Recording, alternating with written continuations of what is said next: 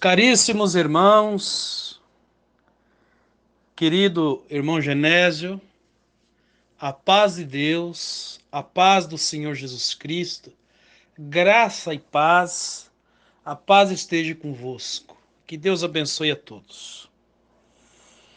Bom, irmão Genésio, eu vi o vídeo que o irmão postou sobre essa circular que a congregação fez no dia 25 de março de 1964, uma circular, ao meu ver, bastante equivocada, mas eu, como apenas um historiador, eu não tomo partido. Eu falo o que é a realidade das coisas. Bom, querido irmão, então o que se passou é o seguinte: eu conheci boa parte desses irmãos, alguns já descansam, né? Terminaram seus dias, outros ainda vivem, a faixa de idade 90, 94, 100 anos. Mas boa parte já morreu, dos mais antigos. Então, o que acontece, irmão? O irmão Ézio Pedrosa, ele é um irmão que veio do Ceará para Maringá, ainda jovem, e na década de 50. E aí ele veio trabalhar na lavoura de café e começou a frequentar uma igreja adventista, mas não chegou a batizar e nem ser membro. Nesse intervalo de tempo, ele foi trabalhar numa roça de café, em que havia alguns irmãos da congregação, e o irmão conversou com ele, evangelizou ele ainda jovem, né, a idade jovem, gostou, passou a frequentar a congregação cristã, na época do Brasil ainda, né, na década de 50, ainda era do Brasil. Em 62 parece que foi mudado de do para no. Então ele começou a congregar na congregação e se batizou em 1954. Quem batizou ele foi um ancião chamado José Martim. E o irmão Ézio, muito dedicado nas coisas de Deus. Sempre foi de bom testemunho, muito um leitor assíduo das Escrituras Sagradas, e Deus agraciou, sim, o irmão Ézio com uma sabedoria bíblica muito bonita. A ponto de que os anciães da época, vou citar um que já faleceu também, chamado Lázaro Teixeira Bastos, quando tinha debates com adventistas, vinham buscar o irmão Ézio, porque os anciãos não tinham condições de debater acerca de algumas coisas. Certa vez em Astorga, os adventistas iam levando boa parte da irmandade da congregação, chamaram o irmão Ézio foi lá e resolveu o assunto, porque ele é muito conhecedor bíblico, era bastante conhecedor bíblico. E os anciãos, irmão, levavam ele para cima e para baixo. Além do que, ele era um excelente evangelista, ele levou muita gente para a congregação. Mas o irmão Ézio, muito estudioso da palavra de Deus, das escrituras sagradas, ele foi notando, irmão, estudando as sagradas escrituras, que o sistema religioso denominacional, com placas, CNPJs, regimento interno, conselho de ancião, conselho de pastores, sede mundial administrativa, regimento interno, estatuto, tópicos, regras, isso não tem nada a ver com a igreja de Jesus Cristo. Não é isso que o Senhor Jesus falou sobre a igreja. Jesus, eu estou dizendo a ótica deles, tá? Jesus ele não veio fundar um sistema religioso. Ele não veio fundar denominações. Ele veio tratar da salvação, da regeneração da alma, trazer o direito da vida eterna para todo aquele que cresce no seu sacrifício e no seu nome. E ele ordenou os apóstolos e os que o seguiam a ir por todo o mundo, segundo Mateus 28, 18 a 19, e de fazer discípulo de todas as nações. Ele mandou fazer discípulo. Ele ordenou que fizesse discípulo. Em momento nenhum ele ordenou a fazer sistema denominacional com nomenclaturas. Ele não ordenou fazer batistas, adventistas, testemunhas de Jeová, mormons, congregacionalistas, assembleianos, não. Mandou fazer discípulo. Discípulo é aluno. É aquele que escuta os ensinamentos do mestre, porque mestre é professor. Põe em prática e prega e ensina o que o mestre ensinou.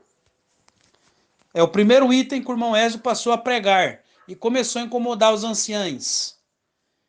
Outra coisa, o irmão Ezio, junto com os irmãos, começaram a estudar a Bíblia e entenderam, porque o povo tinha sede, os irmãos iam na casa dele estudar a palavra.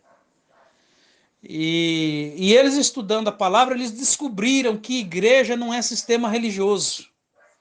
Eles descobriram que igreja não é templo de pedra.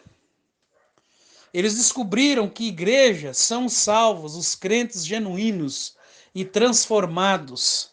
São todos aqueles que confessam o nome de Jesus Cristo, como está escrito, e todos quanto o receberam, deu-lhes o direito de serem chamados filhos de Deus, a saber os que creem em seu nome. A igreja é composta por membros e Cristo é a cabeça. Então eles entenderam que igrejas são pessoas, que igreja não é templo, não é um sistema, não é um regimento interno, e que na igreja de Cristo não tem lugar para outro cabeça. O único cabeça é Cristo. Então, eles passaram a entender que esse sistema não é um sistema da igreja de Cristo, mas é um sistema humano. Não tem nada a ver com a igreja de Cristo. Para eles são empresas religiosas e sistema humano. Então eles passaram a pregar isso nas congregações, que igreja somos nós, que igreja não é parede, não é cobertura.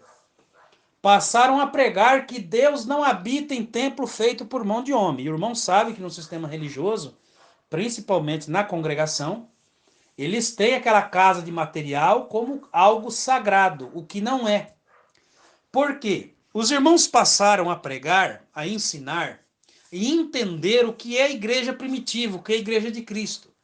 E passaram a pregar as coisas da lei cerimonial que eram sombra das coisas futuras.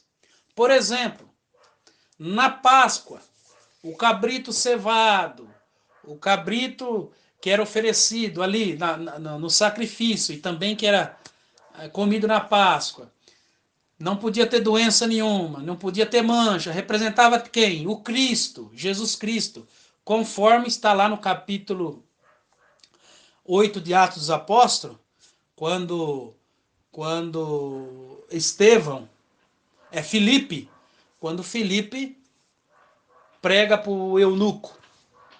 Lá ele vê e lê sobre o cordeiro, que é Cristo. Né? O fermento representava pecado. Por que, que o pão da Santa Ceia, na época que Jesus instituiu a Santa Ceia, usou o pão da Páscoa, que era um pão sem fermento? Justamente representando o corpo de Cristo, que é sem pecado. Porque Cristo apresentou-se sem pecado para morrer por nós.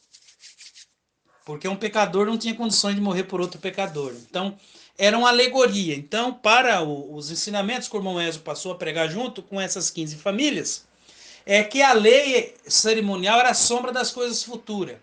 O sacrifício hoje não é mais de animais. O sacrifício hoje é espiritual. Hoje, segundo o que Paulo escreveu aos Hebreus, o sacrifício hoje é o fruto dos lábios que confessam o seu nome. Hoje não existe mais sacerdócio na nova dispensação. Todos somos sacerdotes. Todos podemos entrar no santuário dos santos e falar com Deus e oferecer o nosso sacrifício. Então os irmãos passaram a pregar que o templo era a sombra das coisas futuras, aquele templo de pedra que Deus nunca aprovou. Deus acabou até liberando a construção daquele templo pela dureza do coração do povo de judeu, porque os pagãos, os babilônios, Medo-Persa, todo aquele povo pagão construiu uma casa física para abrigar o seu Deus. E o povo de Israel não tinha um templo, uma casa para Deus. Então Davi deu o pontapé inicial e Salomão concluiu. Mas lá em 66 de Isaías, o Senhor Deus disse: o céu é o meu trono, a terra é o estrado dos meus pés. Que casa me edificarei vós? Porventura não foi minha mão que fez todas as coisas? Na realidade, Deus nunca precisou de casa feita por mão de homem. Ele nunca teve casa de tijolo, pois ele fez todas as coisas e ele é espírito. Então, os irmãos passaram a pregar isso nos púlpitos, que o povo tinha que deixar aquela idolatria de idolatrar templo de pedra, porque o templo hoje na nova dispensação não é mais parede. O templo hoje somos nós. São os crentes. Não sabeis vós que sois o templo de Deus e que o Espírito de Deus habita em vós? Se alguém destruir o templo de Deus, Deus o destruirá, porque o templo de Deus que sois vós é santo. Amados, fugi da idolatria, fugi da prostituição. Todo pecado que o homem comete é fora do corpo, mas o que se prostitui peca contra o próprio corpo. Ou não sabeis que o vosso corpo é o templo do Espírito Santo proveniente de Deus e que não sois de vós mesmos? Então esta foi sendo as mensagens que os irmãos começaram a pregar no púlpito da congregação. Passaram a pregar que as igrejas eram vivas, que as igrejas andavam, falavam, pregavam, e que cada crente era uma pedra viva, porque Pedro escreveu: e vós, como pedras vivas, sois edificado casa espiritual. Então, a igreja é viva. E aí os irmãos passaram a pregar isso nos púlpitos da congregação. E aí eles começaram a citar que os apóstolos entenderam perfeitamente essa transição da lei para a graça, da lei cerimonial. Por isso que você não vê em nenhuma carta apostólica os apóstolos pedindo coleta para construir templo.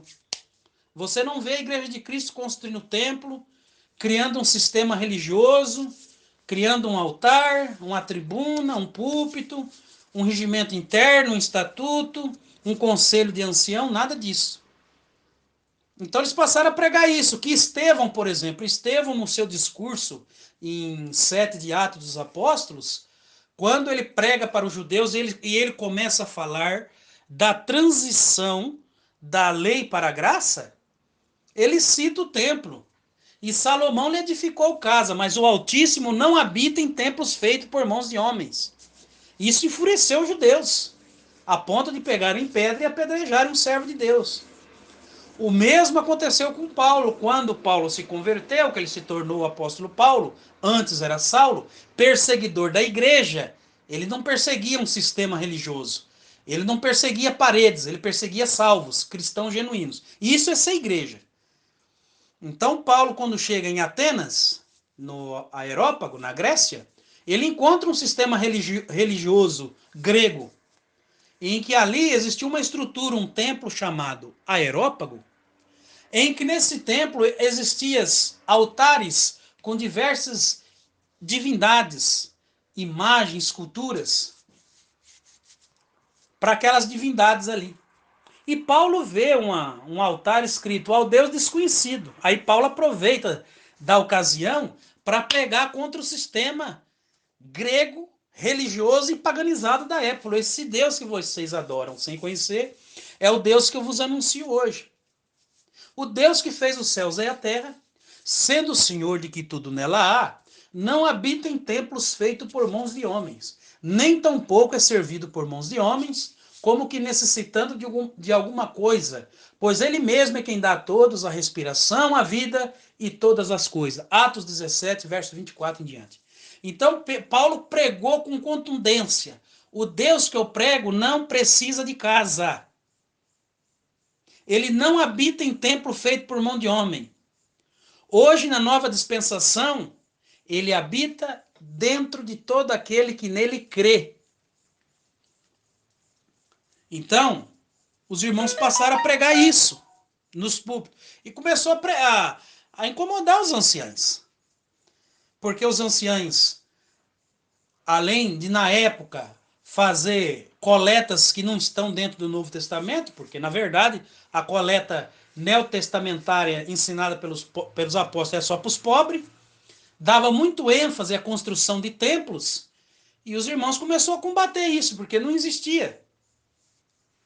E os irmãos começaram a pregar que a igreja de Cristo ela é formada por salvos. E quando o Senhor Jesus ordenou fazer discípulo, ele disse para fazer discípulo e que o discípulo é livre. O discípulo é livre. Jesus veio para libertar o povo do pecado, libertar das garras de Satanás e do sistema religioso judaico também. Por isso que quando Jesus se referenciava aos religiosos, Jesus os chamava de hipócritas, sepulcro caiados, filhos do diabo, e assim por diante. Jesus combateu o sistema. Quando Jesus entra no templo de Salomão, e os discípulos ficam admirados com aquela estrutura, então, Jesus diz, vede tudo isto? Em verdade vos digo que não ficará aqui pedra sobre pedra que não seja derribado. E em 3 dias, eu destruo esse templo, em 3 dias o levanto novamente. Os anciãos fariseus se escandalizou, né? Porque o templo passou de 40 anos de construção, 46 anos para construir o templo.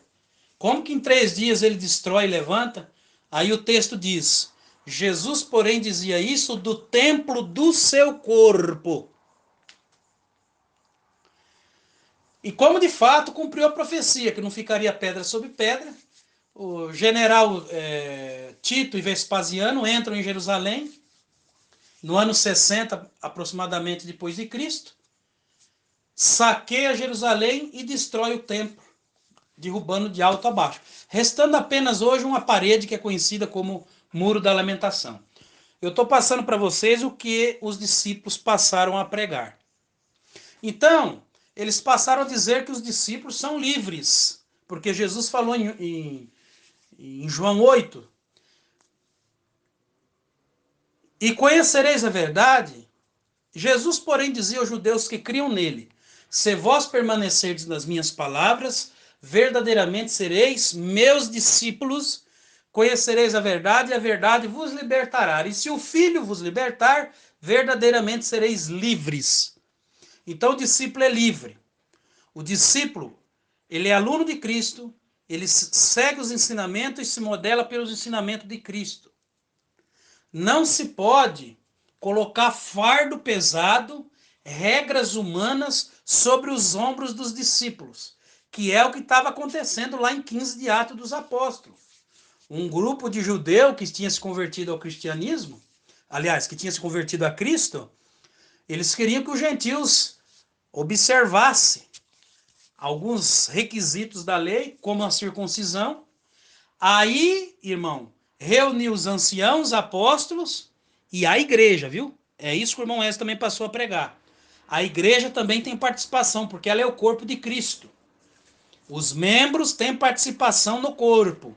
Por isso que lá em 15 de Atos foi decidido, junto com os anciãos, os apóstolos e com toda a igreja. Aí pareceu bem o Espírito Santo não pôr nenhum encargo sobre os gentios, a não ser aquela que era para abster do sangue, do sacrificado ídolo, da fornicação, e se fizesse essas coisas, bem iriam.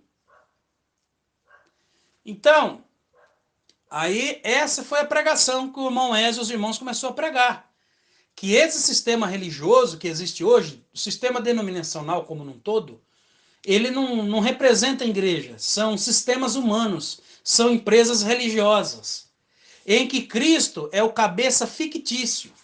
Na verdade, o cabeça é conselho de ancião, é conselho de pastor, ou é um líder, fica tudo ao redor de um líder, entendeu? Cristo não é o cabeça. E no corpo de Cristo, na igreja, só tem lugar para um cabeça, Cristo. Os presbíteros da igreja são apenas dispenseiros de Deus. Quando a igreja de Corinto quis colocar o homem como centro da igreja, alguns quiseram colocar Pedro, Outros quiseram colocar Paulo, Apolo, aí Paulo chega e ensina. Quem que é Paulo? Quem que é Apolo? Quem que é Cefa? Se não ministro pelo quais vós creste. Então, não tem domínio sobre a herança de Deus. Pedro escreveu em 5 de Pedro que os presbíteros não podem ter domínio sobre a herança de Deus. Porque quem domina e rege esse corpo é só o cabeça, que é Cristo. A igreja pode é, honrar o presbitério, né? Tem autoestima, principalmente os que trabalham na palavra. Mas nunca, nunca como centro da igreja, porque o centro da igreja é Jesus Cristo. Então, irmão, os irmãos passaram a pregar isso. Isso começou a incomodar o braço. E a Irmandade começou a ir na casa do irmão Ezio estudar a Bíblia, porque isso era novidade, era coisa interessante. Aí, irmãos, os irmãos passaram a pregar que na nova dispensação, hoje na graça, na nova dispensação, não existe mais um lugar para se buscar a Deus. No velho pacto, era no templo de Salomão. Aí Jesus sobe para dialogar com a mulher samaritana, no capítulo 4 de João, e a mulher diz para Jesus, os judeus dizem que é em Jerusalém que se deve adorar. Aí Jesus diz, mulher, é chegada a hora. Quer dizer que até aquele momento não era. Mas a partir daquele momento seria. É chegada a hora que nem nesse monte, nem em Jerusalém adorareis o Pai. Porque o Pai busca os adoradores, os verdadeiros adoradores que o adorem em espírito e em verdade. Portanto, agora na nova dispensação, não existe lugar, irmão, fixo, próprio, e que tem que ser lá para Deus estar junto conosco. E Jesus disse que onde tiver 2 ou 3 reunidos, ele está presente. Então isso é ser igreja. Igreja não é um sistema. Se tiver 3, 4, 10, 15 numa casa, debaixo de uma árvore, cultuando a Deus, ali está a igreja. Igreja é o salvo. Igreja são pessoas. Igreja não é templo, não é templo de pedra, não é cobertura. Igreja são pessoas. Então, hoje, na nova dispensação, não existe lugar mais para se buscar a Deus. Aonde as pessoas se reunirem em nome do Senhor Jesus, tendo ele como cabeça, aí está a igreja. Aí os irmãos passaram a pregar isso. E isso começou a incomodar, porque os anciãos, assim como todo o sistema denominacional que é advindo do Vaticano de Roma, quer ter domínio sobre a herança, né? Quer criar tópicos, regras, ensinamentos humanos para colocar o povo dentro daquilo ali. Então o irmão Ézio passou a pregar. E quando ele levantou na palavra, na ocasião na congregação, e que ele pregou sobre 17 de Apocalipse, ele pregou o que a história diz, tanto profeticamente como historicamente. Então ali, é claro, né, ele explicou o que era mulher, porque mulher em profecia é igreja. E nós temos que saber que João estava tendo uma visão sobre as coisas de Deus e sobre o futuro. Então, em Apocalipse, apresenta duas mulheres. O capítulo 12, uma mulher, e o capítulo 17, outra mulher. O capítulo 12, a mulher é a verdadeira igreja. Porque mulher em profecia representa igreja, na nova dispensação. Por isso que Paulo escreve, e vós mulheres, sede sujeito aos vossos próprios maridos, assim como a igreja está sujeita a Cristo, sendo ele próprio o salvador do corpo. A igreja é a mulher, é a esposa, é a noiva, e Cristo é o esposo. Por isso que Cristo é o cabeça da mulher, da igreja, assim como o marido é o cabeça da mulher na administração do lar. Então lá ele prega sobre a falsa mulher de 17 de Apocalipse. E baseado na história e na profecia, ele explicou quem que era a mulher, que é o ano que ela nasceu, que foi em 313, o fundador dela, Imperador Constantino. Aí primeiro ele falou quem era a mulher montada numa besta. A palavra besta em 7 de Daniel significa reino e poder. Então é uma igreja que tinha um poder muito grande no mundo, uma influência política grande, até os dias de hoje tem, lógico que não com tanta veemência como na época, mas ainda hoje tem, com vestes preciosas, com joias preciosas que representam as suas riquezas. Então é uma igreja muito rica. E lá diz que ela tinha um cálice de abominação. E aí o irmão Ezio explicou que a abominação são falsas doutrinas, heresias, que os reis da terra estavam embriagados, né, com essas falsas doutrinas, por isso que passaram a perseguir muitos discípulos de Jesus verdadeiros, autênticos, e mataram a muitos. E diz que ela é a mãe das meretrizes, mãe das meretrizes. E diz que essa mulher na besta estava situada entre 7 montes. E nós sabemos que o Vaticano ele está situado entre 7 colinas, entre 7 montes. Aí o irmão Ezio passou a pregar as heresias da Igreja Católica, porque ela é a prostituta, ela é a mãe. Não adianta dizer que não é, porque é. E a mãe das meretrizes. Quem são as meretrizes? É o sistema denominacional que saiu de outro sistema, porque o sistema católico romano foi criado pelo imperador Constantino em 313. Isso é história, qualquer professor de história sabe disso. Em 313 nasceu a Igreja Católica Apostólica Romana. A Igreja de Cristo na Bíblia, quando Jesus veio trazer a salvação, a própria história, a Bíblia relata. Foi em Jerusalém, 24 de São Lucas, verso 47, em seu nome se pregasse o arrependimento e a remissão dos pecados em todas as nações, começando por Jerusalém. Então, a Igreja de Cristo, ela nasceu no ano 33 da era cristã, em Jerusalém, 50 dias após que Jesus ter ido ao céu, porque Jesus ressuscitou, ficou 40 dias na terra, depois de 40 dias ele foi elevado ao céu e pediu para os discípulos ficarem em Jerusalém. E daí, 10 dias depois, na festa de Pentecostes, que é uma festa judaica, não tem nada a ver com o Espírito Santo, é uma festa judaica.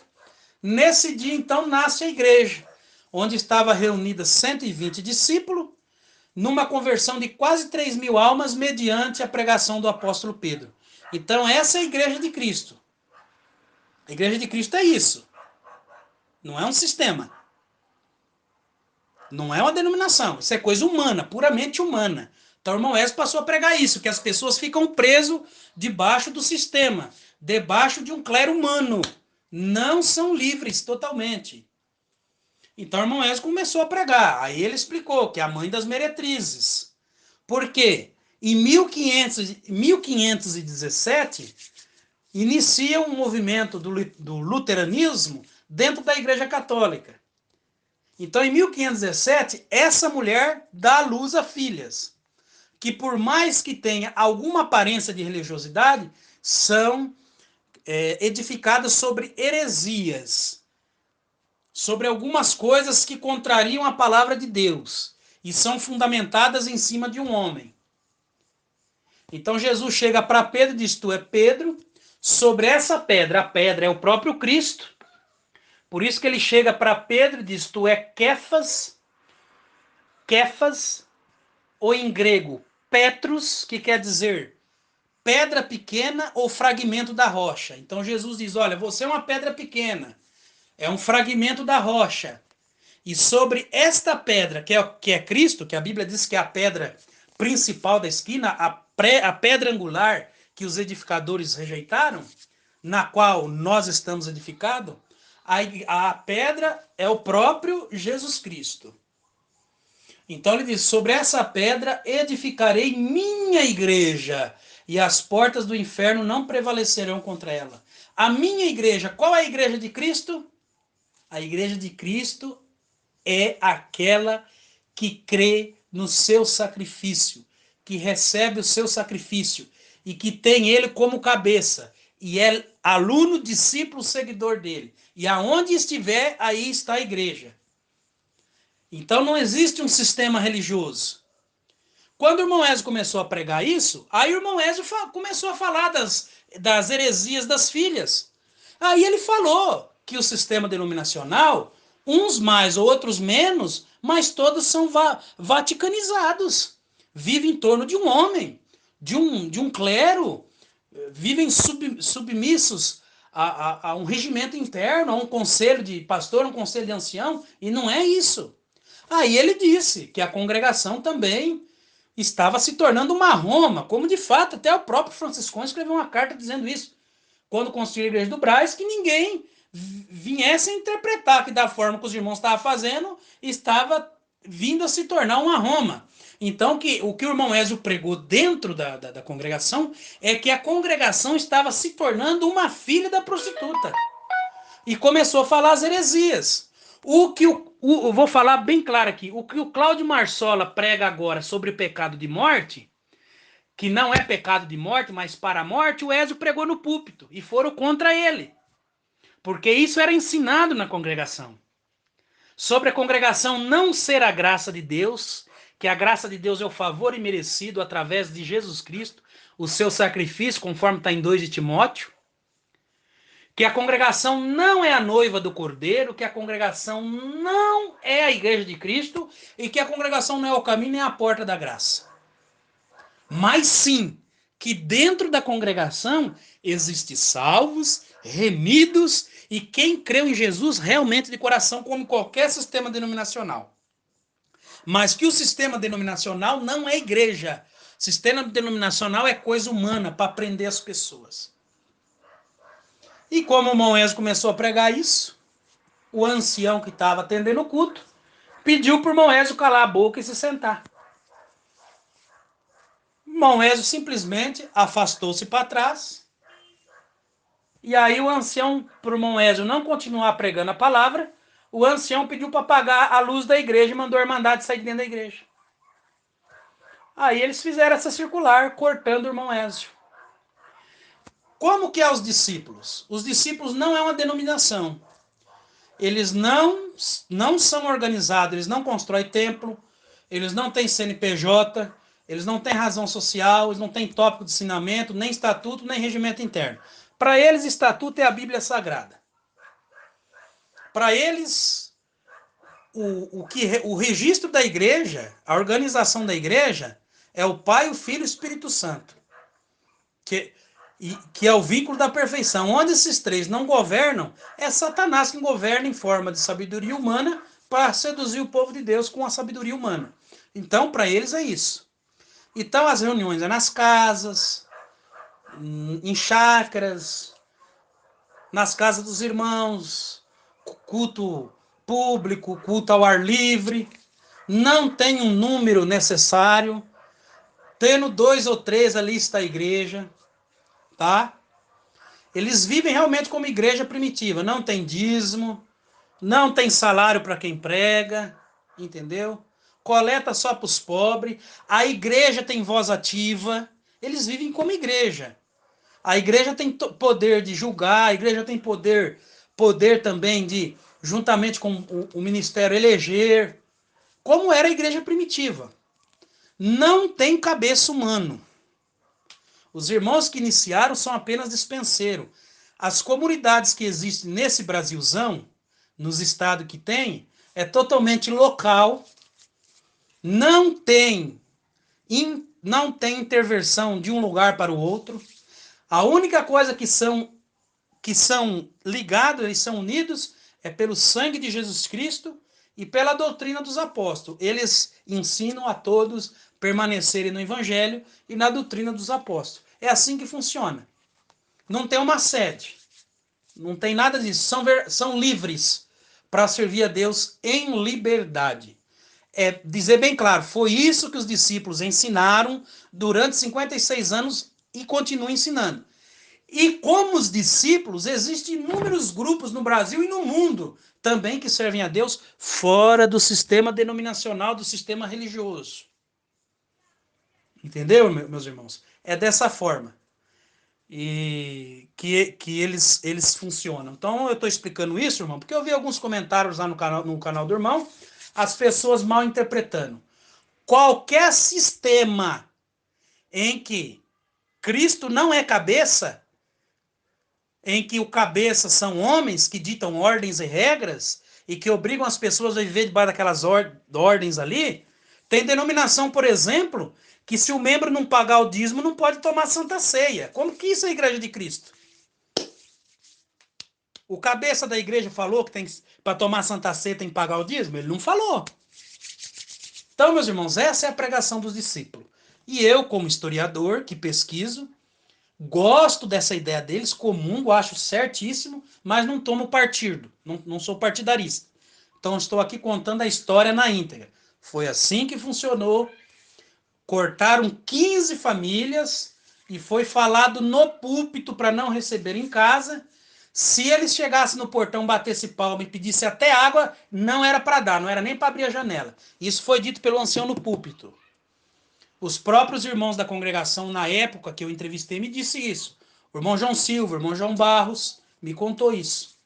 Interessante que a Bíblia diz que é para dar água para o inimigo se tiver sede. O ancião disse que não era para dar água para eles se eles chegassem na casa e batessem palma. Deus abençoe. Espero que tenha ficado claro.